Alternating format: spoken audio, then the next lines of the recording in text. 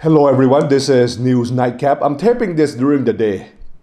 Lighting is better. No, it's just because I know I'm going to run out of my voice by the end of the evening.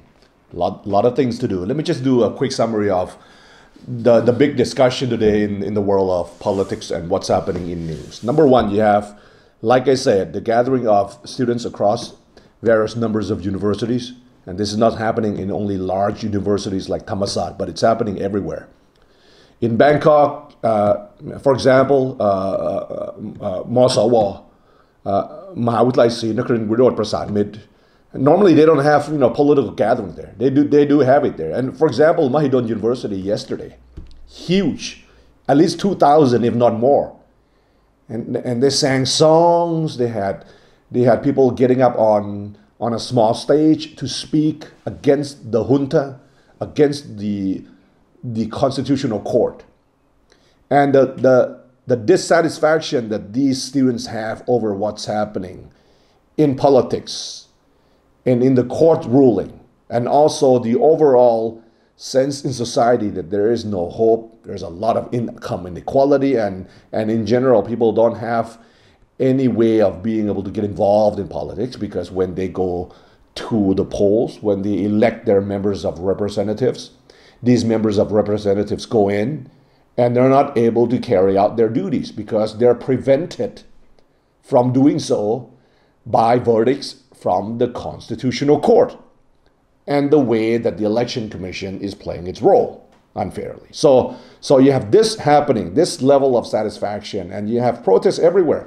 Chiang Mai University, Mae Jo, Mahasarakam, Ubon Ratchathani, Prince of Songkhla, everywhere, right? So even at the level of grade 10 and 11, high school, I mean, there's a gathering there was a gathering at 3 p.m. Actually, at the time when I'm taping this, there's a gathering at 3 p.m.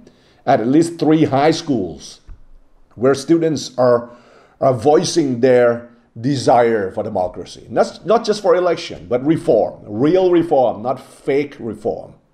Not the kind of reform that you have when the Prayut administration came in. Not reform where you would centralize power in the hand of the bureaucracy or the army. Real reform where you would decentralize power in the hand, put it in the hands of local governments, and also just a real job stimulus package, a real economic stimulus package that needs to be dished out in a way that would at least give everyone hope about the economy, and also reform of the courts. So these students are doing all of that. At the same time, you have the latest controversy having to do with a censure debate talking point yesterday, and it was more than talking point because the facts do support the case. Kun Wirod Lakhanadison, a remaining MP from the recently dissolved Future Forward Party, still can't believe that, Queen Wirod came out with a bunch of papers, and apparently they are leaked, potentially Ministry of Defense or ISOC papers.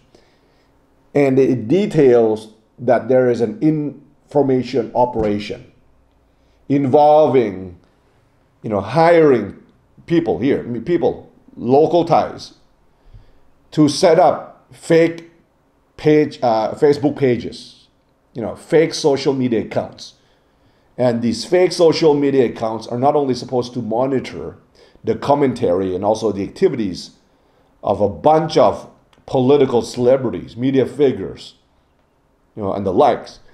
They engage in trading jabs, by being green keyboard with other commentators. So, for example, if you go on pages and there's someone praising Kun Thanathorn, a fake account might pop up and start saying something the opposite, discrediting him. So this is the case for the Thai, the Thai social medium right now. Not that there is one singular Thai social medium, but this is the issue at hand. This is something that was opened up in the censure motion.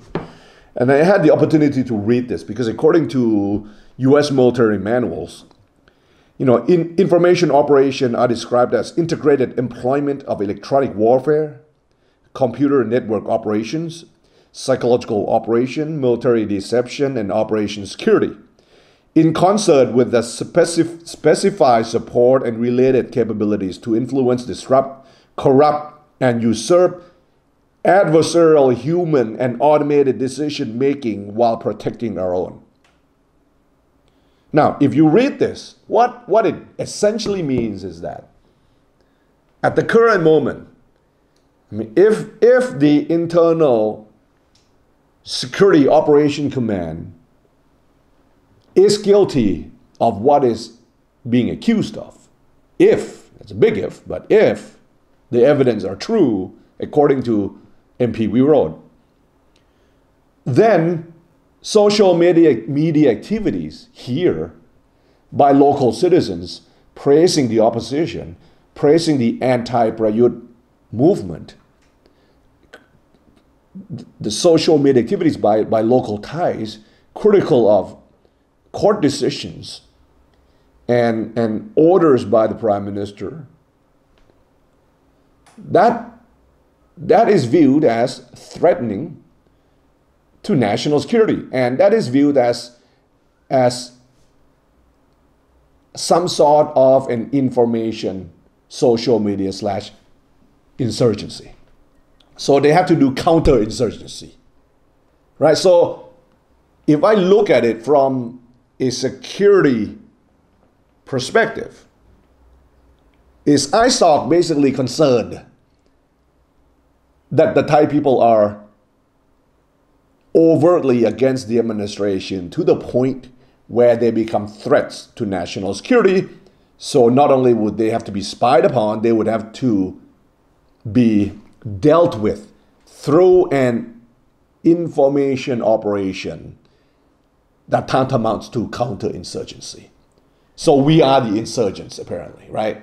This is the undertaking here in view of the security apparatus in Thailand. If that's true, that's sad, man. Because all the people are doing, if you go on Facebook, if you go on an IG, Twitter, they're just complaining. I mean, they're just complaining about the government and its lackluster performance on the economy and its bias towards particular issues. And they want to also complain about court decisions. I mean, so many horrible court decisions over the past couple of years, pre and post-election. Can they not complain about that?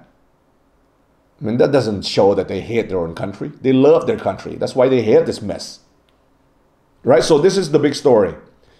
And I try to read up, the term counterinsurgency. And I picked up this term and used it quite a bit in some of the papers I wrote during the US invasion of Afghanistan.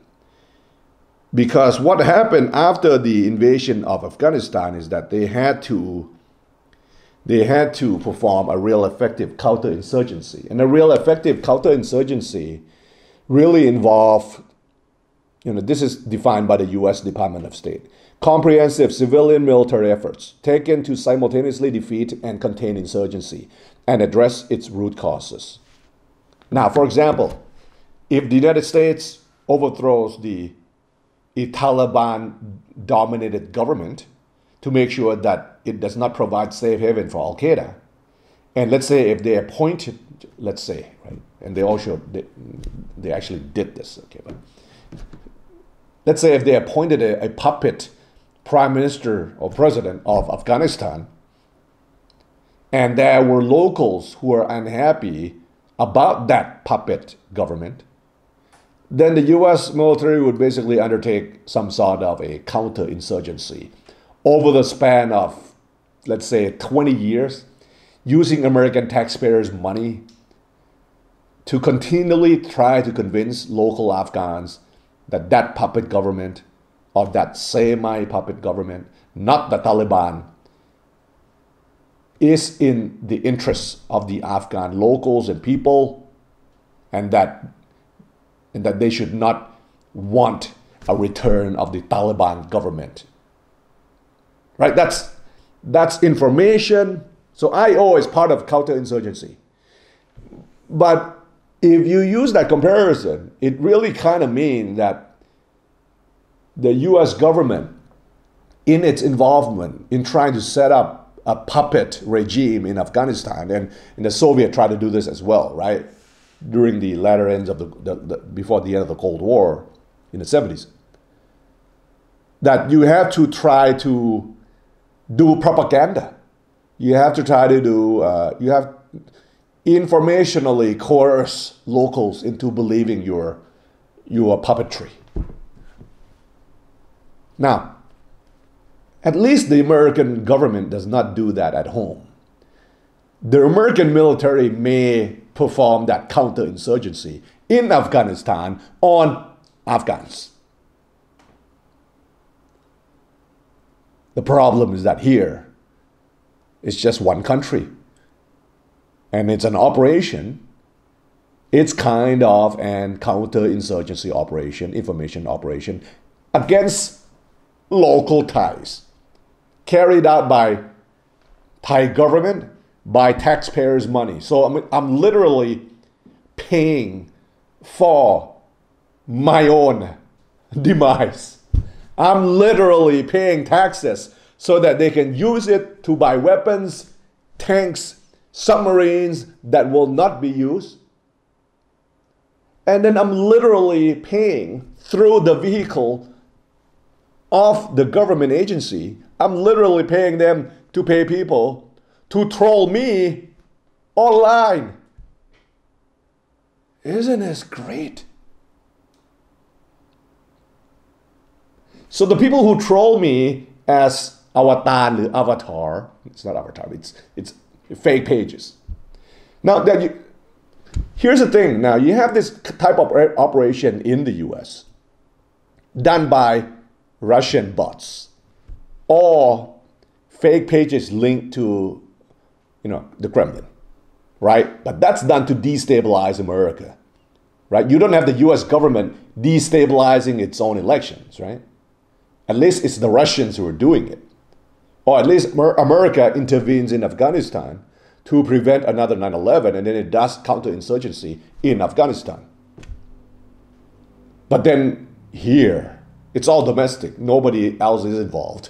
It's just ISOC, it's just the army, it's just the junta taking care of our own. That's cool. It ain't right though. Have a great night. สวัสดีครับ